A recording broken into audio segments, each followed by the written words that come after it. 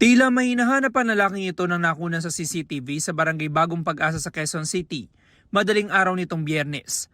Sa anggulong ito, kita ang lalaki na naglakad papalayo sa nakaparadang pulang sasakyan. Kapansin-pansin na may suot na siyang sombrero. Kinaumagahan na diskubre na may-ari ng sasakyan, nabasag na ang salamin ng bintana sa passenger side.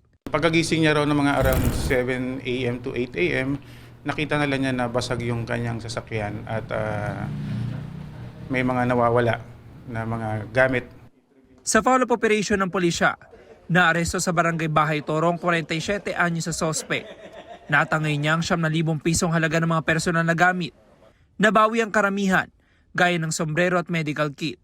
Nakuha din mula sa sospek ang isang improvised na baril na kargado ng mga bala. Ayon sa pulisya, isusumite ito sa crime lab para isailalim sa ballistic examination. Procedure talaga yan pag nakaka-recover tayo ng baril. Tine-check yan kung itong baril na to ay nagamit na sa mga previous shooting incident. Base sa records ng QCPD, labas-masok na sa kulungan ng sospek at ito na ika-17 beses na naaresto siya. Ang mga dati niyang kaso, may kinalaman sa pagnanakaw, iligal na droga at pagsusugal. Aminado siya sa nagawang krimen. Nakita ko lang po yung sa kanto lang po. Tapos, Yung sa po, binasag ko po. ba't mo ginagawa yun? Wala lang po kasi pag wala lang mo pera, sir. Wala na kasi ano, sir eh.